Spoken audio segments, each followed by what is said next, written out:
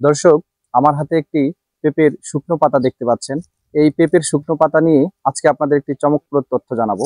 পেঁপের এই শুকনো পাতা মরমর করে ভেঙে গুঁড়ো করে পানিতে ভিজিয়ে রাখলে চায়ের মতো এক ধরনের লিকার তৈরি হবে। সকালে অথবা রাতে যে কোনো একবেলা খাবার আগে 1 কাপ করে খেলে পেটের হজমের শক্তি বৃদ্ধি পাবে এবং পরিপাকতন্ত্রের রোগ প্রতিরোধ ক্ষমতা বেড়ে যাবে।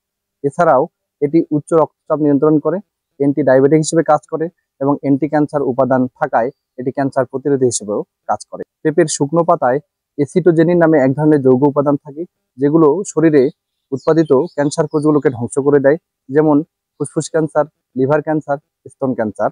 এছাড়াও পেঁপে পাতায় পেপাইন থাকে, যেটি পেঁপে ফলেও থাকে।